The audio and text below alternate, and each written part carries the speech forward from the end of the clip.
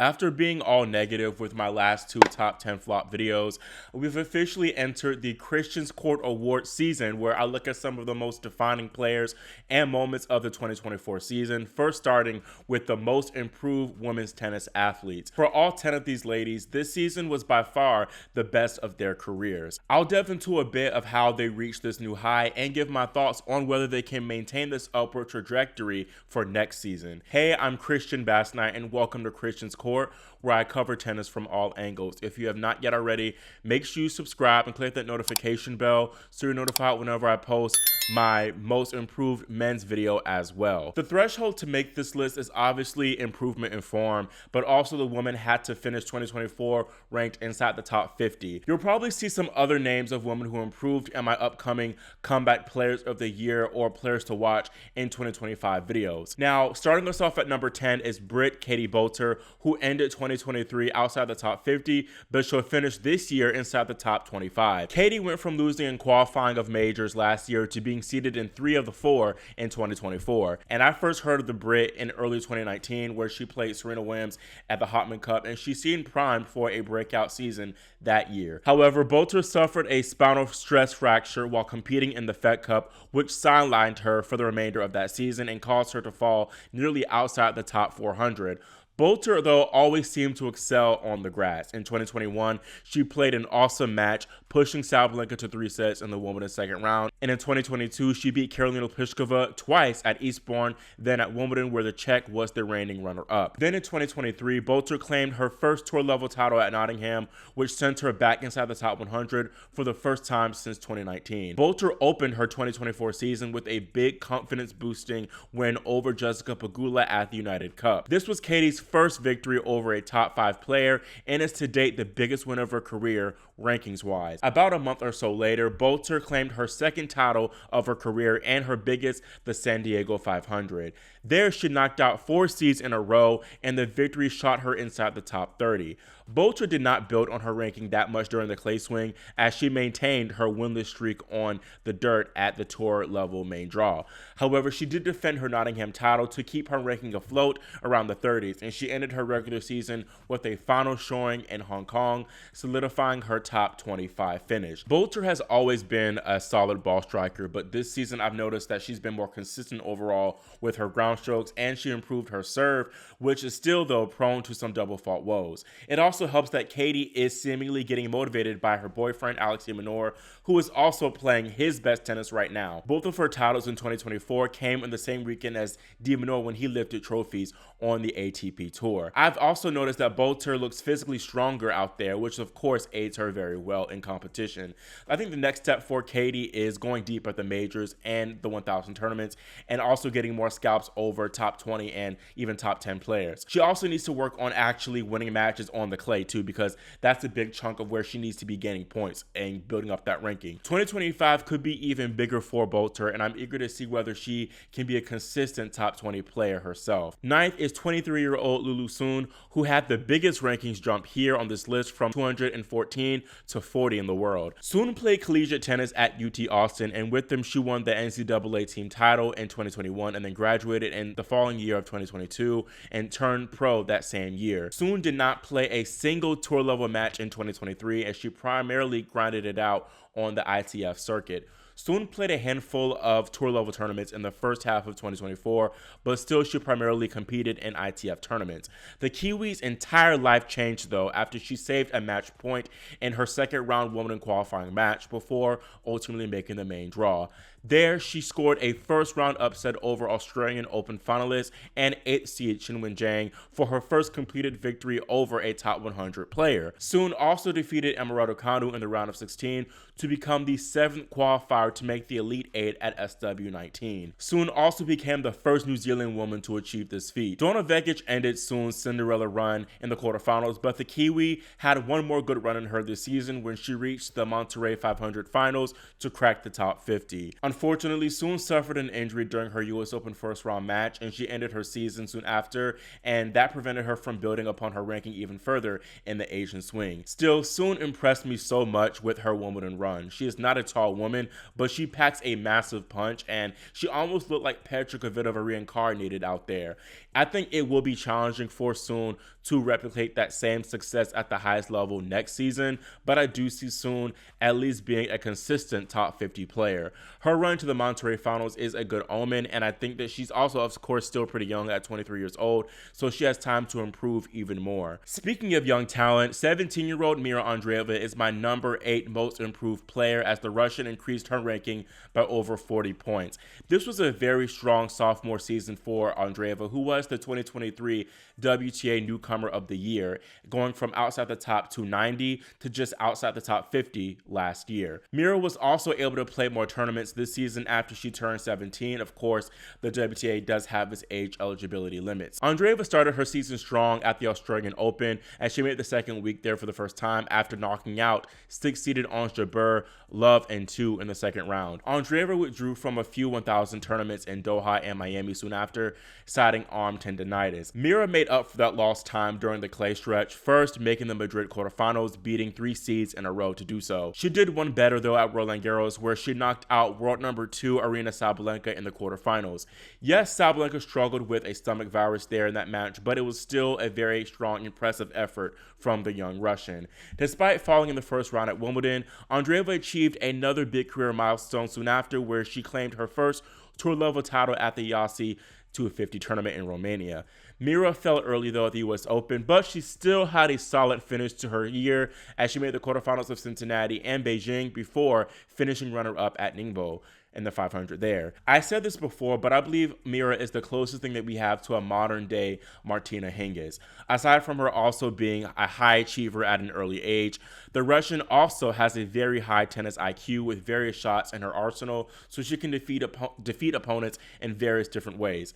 Making the Roland Garros semifinals was a big step for Andreeva, but I wonder whether her early exits at Wimbledon and the US Open are rooted in knowing that the expectations for her have risen since that run in Paris. Mira has a very solid coach in her corner in Conchita Martinez, so I am curious to see whether the pair can crack the top 10 and perhaps make a slam final next season. Magdalena Frech is number 7 on the list, as she rose nearly 50 spots in the rankings. This was a year full of milestones for the 26-year-old Pole. At the start of the year, she reached her first slam second week at the Australian Open, where she defeated Caroline Garcia en route for her first top 20 win. Magdalena then reached her first tour final in Prague, falling to compatriot Magdalenette in the first ever all-Polish final. Months later, Frech took advantage of a weaker field in Guadalajara, Mexico, to win that 500 title, which was also her maiden tour level title. Magdalena then followed that up with her maiden WTA 1000 quarterfinal appearance, and she also scored her first career top 10 win, beating Emma Navarro in that opening round. She later reached a career high of number 22 in the world, and she currently sits at number 25, which is quite surprising, to be honest. Being totally transparent, I've always considered Frech to be kind of like a low-key ITF player who wouldn't do that much notable things on the tour. Frech doesn't have a lot of weapons, so she doesn't really stand out to me that much, but she does have a lot of variety and also consistency too, and that tennis IQ has gotten her some big victories to make up the best season of her career. Again, being honest, I'm not so sure if Frech can maintain this top 25 type of level. I do think we'll see a slip in the rankings for her, but obviously I wish her all the best. I have nothing against her, so more power to you, Miss Frech. Slovakia's Rebeka Sramkova is number 6 here, as she rose over 80 spots in the rankings to inside the top 50. Rebeka first started playing on the main tour in 2017, and for the next 6 years, she was primarily an ITF player. The Slovakian had her first big breakthrough on the main tour at the Rome 1000 this year, where she reached the round of 16, nearly taking out Ostapenko in that 4th round match. We didn't hear that much from Rebeka though until post-US Open, where she went on a terrible mean stretch of form. Rebeka ended her season winning her last 18 of 23 matches, in a span including 2 runner-up finishes at Monastir and Qinwen Zheng, plus her maiden tour title at Hua Hin 2. Most impressive, however, was Sramkova leading Slovakia to its first Billie Jean King Cup final in over 20 years, beating Danielle Collins, Ale Tomljanovic, and Katie Bolter en route before losing to Jasmine Paolini in the final. After the US Open, Sremkova was 136th in the world, and now she's 43, which is crazy. Such a crazy rankings rise for just 3 months. Not to mention, she'd never been inside the top 100 at all in her career before this year, and now she's inside the top 50. At 28 years old, Rebecca's definitely a late bloomer, but she has been stalled by numerous injuries for much of her career, so now that she's finally healthy, we can see how good she truly can be. The great thing for Sremkova is that she has a great opportunity to rise higher in the rankings with having little to defend for much of the early part of the year. Sremkova's ranking will also grant her direct entry into these bigger tournaments and majors, of course, so she doesn't have to battle through qualifying. Rebecca has never won a main draw match at a major, oftentimes falling in qualifying.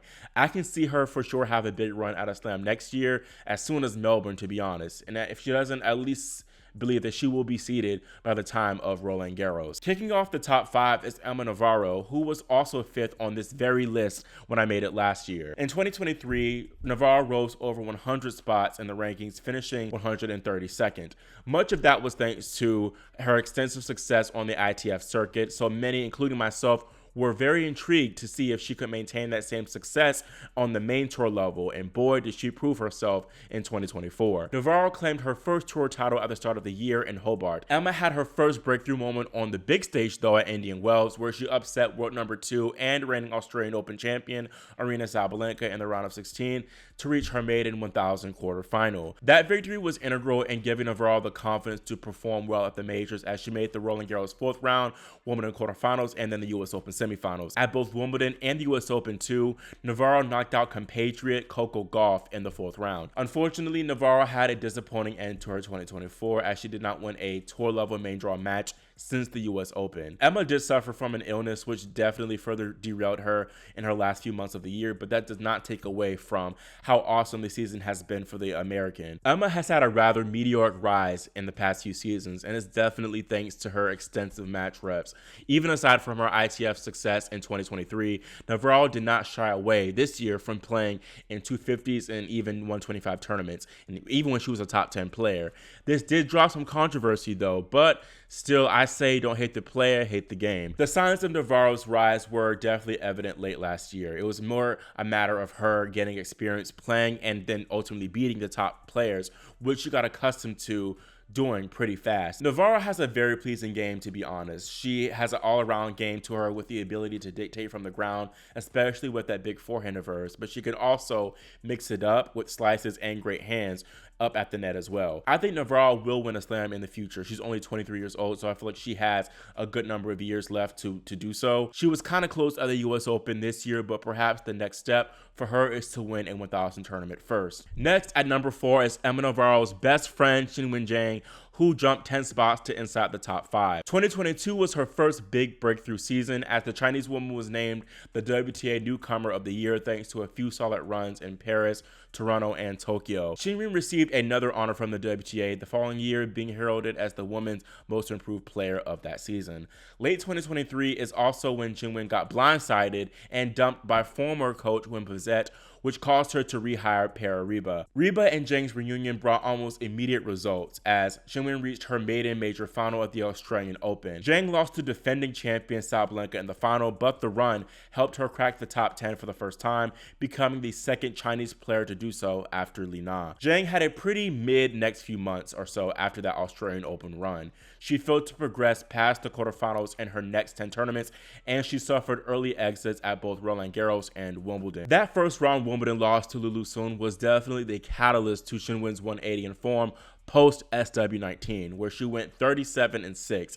Zheng's title defense in Palermo was integral in her regaining confidence, which then propelled her to that magnificent run at the Olympics, where she got that huge upset victory over Iga Swiatek before striking gold for the biggest title of her career. Qinwen proved that the Olympics was no fluke at all, as she made the US Open quarterfinals, then the Beijing semifinals and Wuhan finals before winning the Tokyo 500 for the 3rd title of the season. Zheng ended her season strong at the WTA finals, finishing runner-up to clinch that top 5 finish. I've gained a deeper respect for Qinwen in the second half of 2024 for sure. Her road to the Australian Open final was pretty advantageous as she didn't face, I believe, a single seed at all en route to that final. Against Sabalenka in that championship match, it was clear that Zheng did not look ready at all to win a slam, but the difference in then and now is so different. It's like night and day. Qinwen's serve has become a very big, strong weapon for her. She's cut down on the double faults, and she's now one of the best servers on the tour. Zheng's return has also improved in the second part of the season, and so has her shot tolerance. Her matches at Wuhan and the WTA finals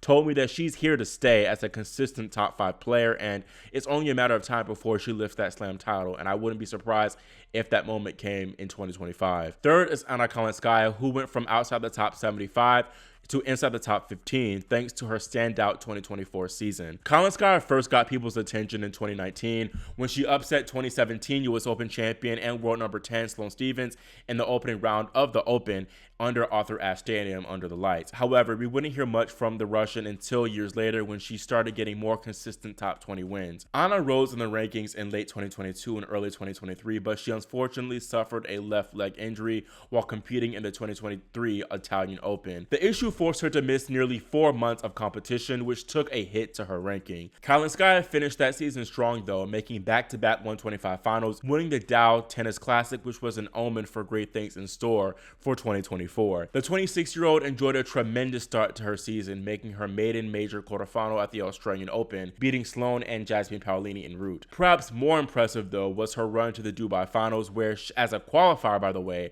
the Russian defeated 3 top 10 players and slam champions in a row, Jelena Ostapenko, Coco Gauff, and Iga Swiatek, before Paolini outlasted her in an epic championship match. Kalinskaya still though cracked the top 25 as a result, and now enjoyed the luxury of being seated at 1000s and majors. Anna had a few more solid moments this season, like in Berlin, where she made the finals, unfortunately though fumbling 5 match points against Pegula, who ultimately won that title. She also made the second week at Wimbledon before having to retire against Rybakina in the round of 16. In hindsight, Kalinskaya's rise this season shouldn't be that surprising, as she's always had the game and strong weapons with those big ground strokes of hers, and plus she showed signs of doing damage in 2023 before that injury got her. Now that she remained healthy, we finally witnessed some of that potential, and I believe she can be a consistent top 15 player for the next few seasons. The biggest obstacle though for her to overcome will be those choking tendencies and finally lifting a tour level title. My penultimate most improved player is 20-year-old Russian Diana Schneider, who rose exactly 80 spots from 93 to 13 in the world. Schneider's rise this season wasn't at all a surprise to me. I knew that she caused problems for the tour when she nearly defeated Maria Sakkari in her slam debut at the Australian Open last year. Schneider still played 1 season of collegiate tennis for North Carolina State, where she led the Wolfpack to the NCAA championship final. Princess Diana, as I affectionately call her, had a confidence-building Asian swing last year as she reached her first tour-level final in Ningbo, defeating Petra Kvitova en route. Schneider fell to Ons Jabeur handily in that championship, but she managed to go one better at the Hua Hin Open in February this year to claim her maiden WTA title. Diana actually beat the top 3 seeds at this tournament to win this title, which is a very rare feat. Princess D won a few more matches at the main level in the springtime, but nothing really too notable, to be honest. However, it all turned around for Schneider during the grass season, where she first claimed the biggest title of her career to date at the Bad Homburg 500, which helped her crack the top 30. After reaching her maiden major round of 32 at Wimbledon, Schneider picked up another title at 250 in Budapest before enjoying some double success with her and Mira Andreeva taking home that silver medal at the Paris Olympics. Despite that extremely quick turnaround from the Olympics, Schneider hopped on a jet and played the Toronto 1000 tournament days later, where she somehow enjoyed one of her best results to date. Schneider claimed the biggest win of her career when she toppled then world number 2 Coco Gauff in straight sets before bowing out to eventual champion Pegula in the semifinals. Jessica also eliminated Princess D at the US Open 4th round, but that did not stop Schneider from having a solid Asian swing. The 20-year-old reached the Tokyo semifinals before winning her 4th title of the season in Hong Kong. Schneider is honestly kind of Kerber-like. Aside from her being lefty, Diana has a lot of strong counter-punching capabilities, and she can also retrieve a lot of balls. balls. But she has more firepower than Kerber, I believe, from the ground, which is why I believe that she can win a slam in the near future. Schneider's serve is not a huge weapon, but I believe if she can improve that part of her game,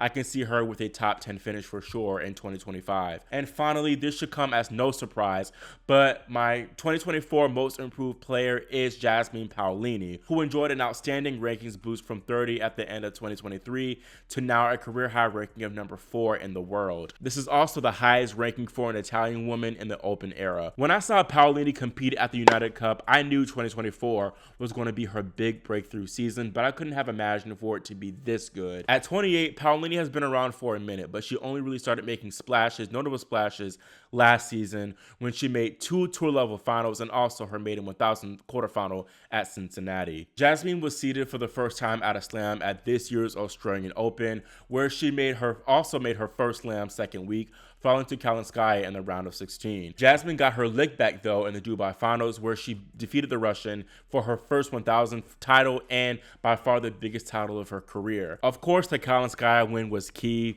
but Jasmine's opening round win over Haddad Maia is perhaps her most foundational victory of her career, because Paolini, she trailed the Brazilian 4-6, 2-4, 15-40 double break points, and she somehow though clawed her way back and didn't drop another game since. This Dubai title was a huge catalyst for Paolini to believe that she truly belonged on the big stage and could challenge the top players for big titles. It definitely helped Paolini come through to make her maiden slam final at Roland Garros before ultimately falling to Iga Swiatek. Paolini reached the top 10 as a result of her run in Paris, but still some tried to discredit her, as Jasmine did only beat one player ranked inside the top 35 en route to the championship in Paris. She quieted the critics though the very next slam, finishing runner-up at Wimbledon 2 despite not winning a tour-level main draw match on the grass before this season. That right there proves that Paolini can have success on any surface. She's only 5'4", but Paolini packs a big punch from the ground and is able to defend her weaker second serve even on the faster grass conditions, which shows a lot. Jasmine finished her season pretty strong as well. She made the US Open 4th round, becoming just one of 2 women to make the second week at all 4 slams. She also qualified for her maiden WTA finals, where she defeated Elena Rybakina again there in the round robin match before leading Italy to its first Billie Jean King Cup in 11 years. Paolini also has significant success in doubles alongside Sada Irani. The pair won Rome and Beijing, finished runner-up at Roland Garros, and won the Olympic gold medal. 2025 won't be easy for Paolini to top, and it'll tell us whether she's truly here to stay as a top 10 player or if this was a one-off career breakthrough year. I think it might be a tough task for Jasmine to go one further and actually win a slam and also stay inside the top 5. I think Wimbledon, as far as winning a slam, was her best opportunity. But regardless, barring any injury, I think that she will bare minimum finish 2025 ranked inside the top 15. Paolini wasn't officially nominated at all even for the most improved player of the year by the WTA, but the streets know that she was the undisputed most improved women's tennis player this year for sure. That's all I have for this most improved player list, and let me know in the comments below your thoughts on my ranking and whether you agree with my top 10. Is there a player currently ranked inside the top 50 that you believe should have made the cut? For me, I think Marta Kostyuk definitely, she possibly could have made the list for sure. If there was an 11th player, she would be it. Again, make sure you subscribe and click that notification bell so you are notified whenever I post my most improved men's player of the year list too. Thank you all so much again for watching and for supporting, and I'll see y'all next time here on Christian's Court.